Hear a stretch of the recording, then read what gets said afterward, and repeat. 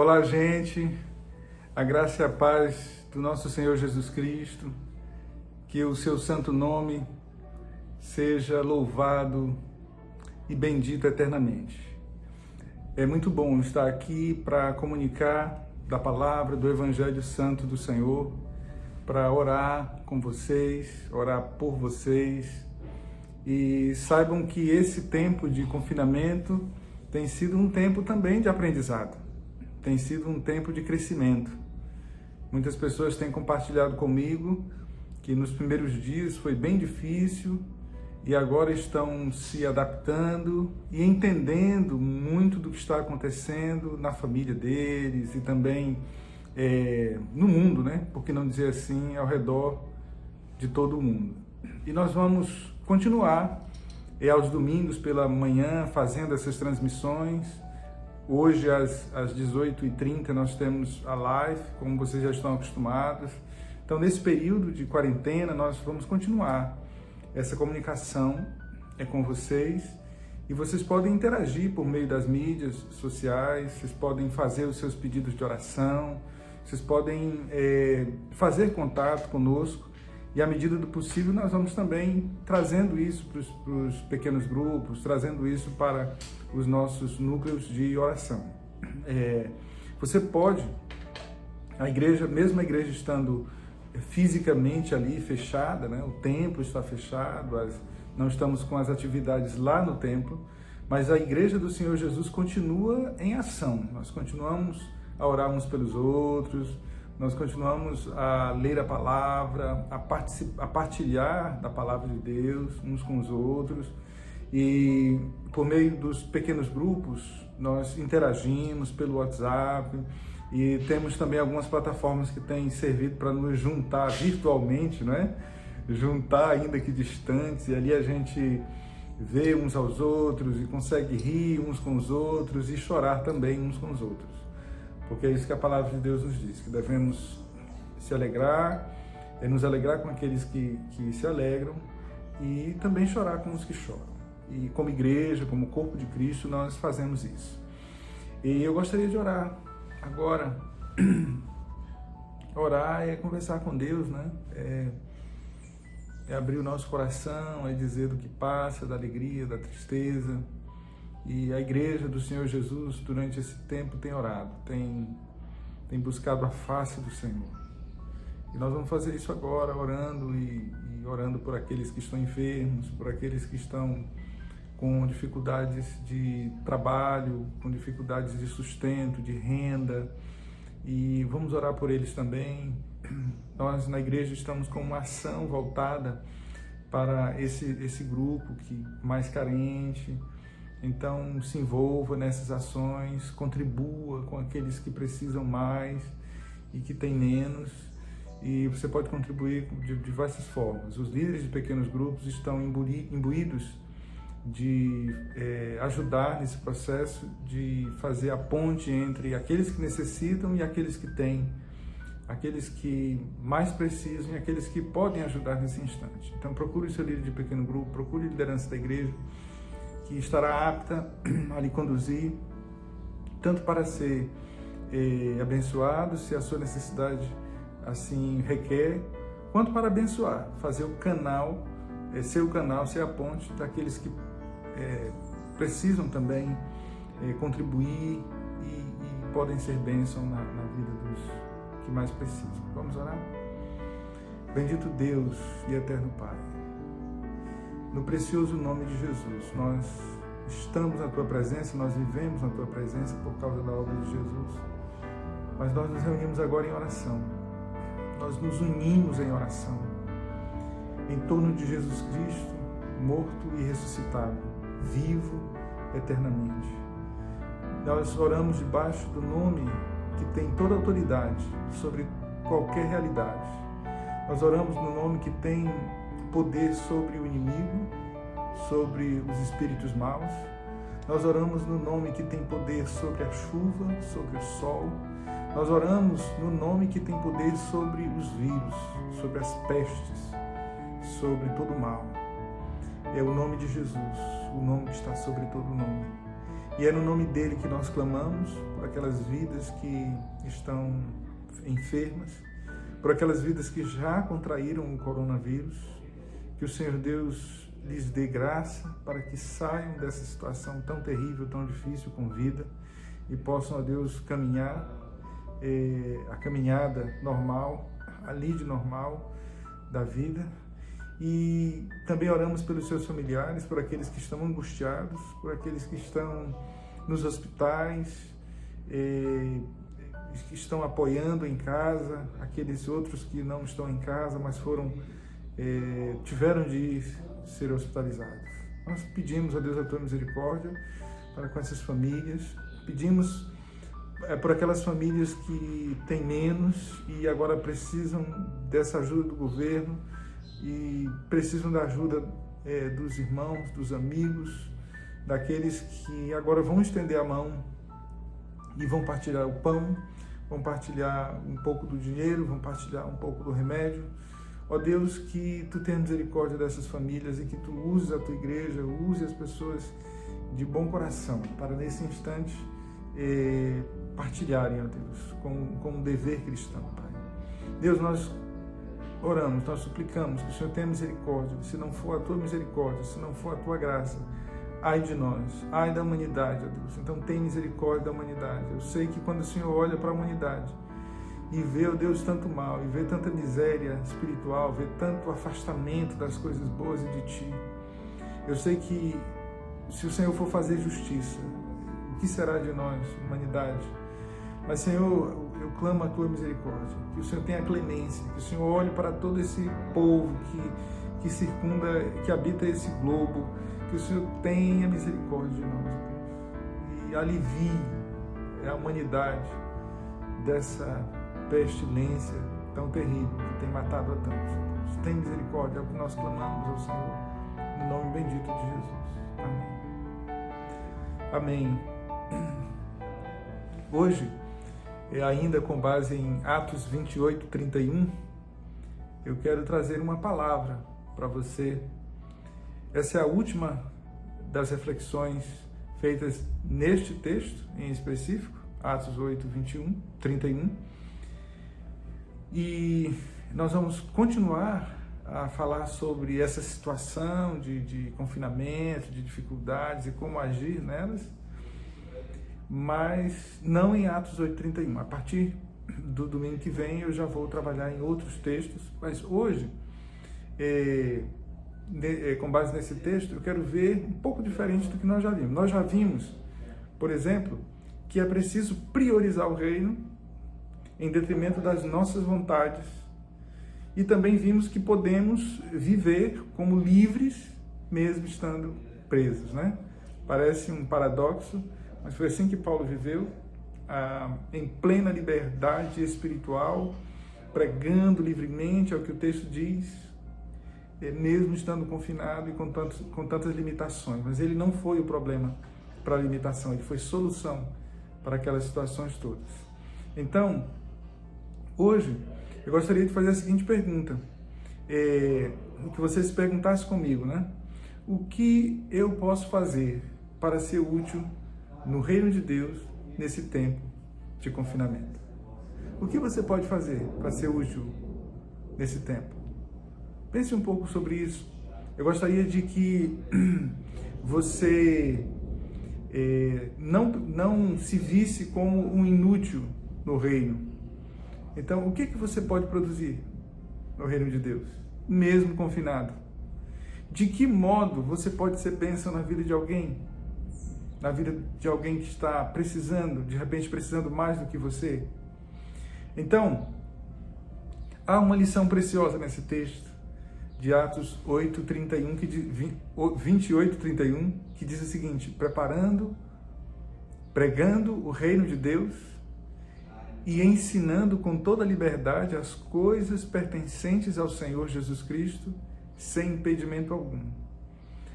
Paulo nos dá uma lição muito preciosa, é a de que nós podemos fazer o melhor com os recursos que temos, mesmo em situações difíceis. É impressionante, meus irmãos, como o apóstolo usava tudo o que tinha, ainda que fosse pouco, ainda que fosse limitado, mas ele usava tudo o que tinha à sua disposição para o serviço do reino de Deus. Isso é realmente inspirador. Vamos ver, eu quero listar aqui alguns desses itens que Paulo utilizou, dessas situações e bênçãos que Paulo utilizou para abençoar outros naquele tempo de confinamento. Primeiro, Paulo alugou uma casa. A casa em que ele estava morando era uma casa alugada com os seus próprios recursos. Isso mesmo.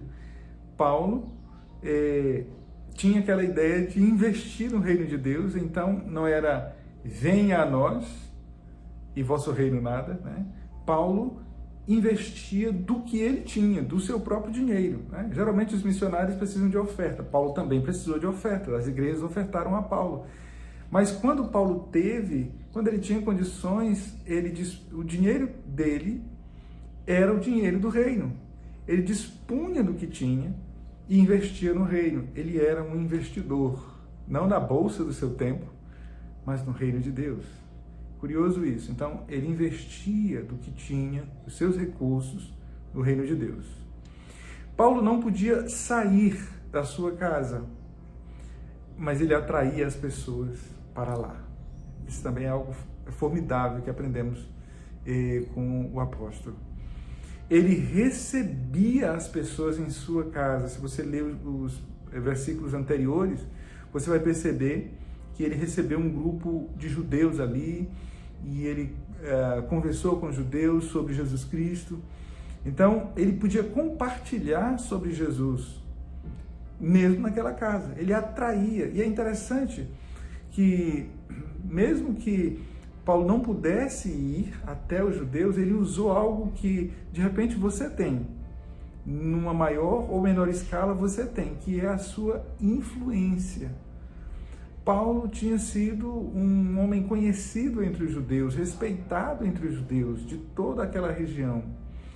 E agora, alguns anos depois de se converter, talvez pela primeira vez, as pessoas querem conversar com aquele que um dia foi um defensor do judaísmo.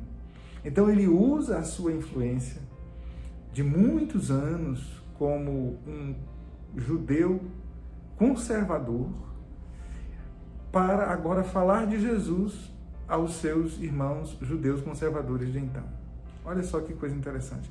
É usar a influência no reino de Deus. Paulo também usou aquela casa como base de proclamação. Então, como acabamos de dizer, ele chamava as pessoas ali, e ali era a sua congregação, digamos assim, ali era a sua igreja, ali era o seu púlpito, aquela casa, e por que não dizer, dentro da casa, eu posso imaginar, Paulo fazendo refeições com os seus convidados. E naquelas refeições, sentados ali ao redor da mesa, Paulo partilhava, usando a casa, usando a mesa, Paulo partilhava, então, o evangelho do Senhor Jesus. Dizem que à mesa nós abrimos mais, baixamos mais as guardas, né?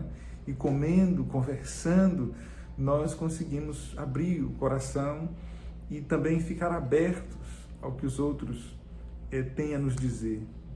E Paulo, sabendo disso, usava o seu ambiente ali, mais íntimo, para proclamar o Evangelho, e fazia isso também nas refeições. Olha só que coisa interessante que Paulo também fez. Ele confinado, poderia dizer, não, eu não sirvo para nada, eu fui um missionário, mas agora o que eu fiz de errado? Meu Deus, eu estou aqui nessa prisão, e enfim, vou terminar os meus dias, e eu não quero mais saber de nada. Não, sabe o que Paulo fazia na prisão? Como nós sabemos, nós temos um conjunto de cartas da prisão. Paulo escrevia cartas. Só que o fato de você escrever cartas não é um fato puro e simples. Paulo escrevia cartas inspiradas por Deus. Ele tinha motivações humanas para escrever, ele tinha amizades, ele tinha situações a serem resolvidas nas igrejas e por isso ele escrevia. Ele tinha saudades e por isso ele escrevia. Enfim, ele queria orientar os seus discípulos, por isso ele escrevia. Havia muitas motivações humanas. Mas sabe o que aconteceu com aquelas cartas que Paulo escreveu ali na prisão? Elas se tornaram as cartas do Novo Testamento para a igreja. Então Paulo se deixou usar naquele tempo de confinamento pelo Espírito Santo de Deus para abençoar a igreja do seu tempo e a igreja dos séculos, pelos séculos vindouros. Olha que coisa fantástica, que coisa formidável. Além disso, além de escrever cartas, Paulo também lia. Eu posso dizer, Paulo estudava, Paulo crescia enquanto estava ali. Nós encontramos Paulo a dizer que ele precisava dos pergaminhos, ele precisava dos livros para continuar a estudar, a ler, né? Ele diz lá a Timóteo, quando vieres, Timóteo, traze-me a capa, era humano, precisava da capa, que deixei em Troade, na casa de Carpo, e disse mais ele, e os livros, principalmente os pergaminhos. Olha só que coisa interessante. Provavelmente esses pergaminhos dissessem respeito à vida de Jesus, aos relatos, aos trechos que contavam os relatos da vida de Jesus. Talvez, com certeza, Paulo não teve acesso aos evangelhos como nós temos hoje, mas ele teve acesso a esses trechos menores que já contavam os relatos da vida de Jesus, que depois foram compilados nos evangelhos como chegaram até nós. Então, o livro de Atos, então, chega ao final e Paulo usa tudo isso. Ele está confinado, mas ele está usando tudo isso para o reino de Deus. Que exemplo belo. Então, no fim desse livro, que é o verso que nós estamos há 3 domingos, o fim desse livro é um grito de vitória, não é um lamento por ele estar preso. No fim desse livro há um grito, pregando o reino de Deus, ensinando com toda a liberdade as coisas pertencentes ao Senhor, sem impedimento algum. Então isso soa como um grito de triunfo aberto, né, e retumbante da parte da igreja. Paulo, então, é um expoente da igreja e ele finaliza a sua vida, tal qual é narrada no livro, como vitoriosa. Como assim, sem impedimento algum? É uma pergunta que nos faríamos. Ele não estava preso e confinado? Pois é, o evangelho não estava impedido. Quem estava preso, confinado, era Paulo. O evangelho estava plenamente livre. Estava livre na alma de Paulo. O evangelho tinha uma liberdade na alma de Paulo. Paulo, por sua vez, estava plenamente livre em Cristo. Em Cristo Jesus ele estava livre da lei. Ele estava sem a condenação do pecado. Ele não estava mais debaixo nem do jugo da lei, nem do jugo do pecado. Então, a plena liberdade aqui nesse versículo, a liberdade interior de Paulo e a liberdade do evangelho, que não se limitava àquela casa de Paulo. Aquele homem, pecador como eu, pecador como nós, se deixou usar mesmo em tempos de confinamento. Eu pergunto então a você agora, quais são os recursos que você tem em suas mãos para ser bênção no reino de Deus nesse tempo de confinamento? É isso que eu gostaria que você pensasse com muita sinceridade no seu coração. De repente você tem pouco, mas com o pouco que você tem, você pode abençoar quem tem muito menos que você. Você pode ser uma bênção na vida daquelas pessoas que, por exemplo, são ambulantes e precisavam sair constantemente, agora não estão saindo mais. E que precisam do mínimo, da alimentação de um dinheiro para comprar o pão ou de um pacote de massa de milho para fazer o cuscuz. E você tem isso. E você pode ser bênção na vida dessa pessoa. Você tem a confiança da sua família. Você tem a influência dentro da sua família, dentro da sua comunidade. Use essa influência para o bem, para abençoar as pessoas como proclamador de Jesus. Você tem recursos financeiros? Deus te deu. Através do seu concurso, através do seu trabalho, através da sua empresa. Deus te deu, através do seu esforço, da sua engenhosidade. Deus te deu. Eis a hora de você ser bênção, meu irmão, minha irmã, na vida de tantas pessoas que não têm recursos financeiros agora. Invista no reino. Você tem influência, tem prestígio? Invista no reino. Use isso para levar o evangelho. Você tem WhatsApp, você tem Facebook, você tem Instagram. Use tudo isso para a glória de Deus. Use para o reino de Deus, para ser bênção na vida das pessoas. Que Deus nos abençoe como igreja. Esse é um tempo de crescermos na graça de dar, de compartilhar. Esse é um tempo de olharmos para o confinamento e vermos as grandes oportunidades que Deus está nos dando para melhor servirmos, melhor amarmos a Ele e as pessoas que nos servem. Amém. Amém. Deus nos abençoe.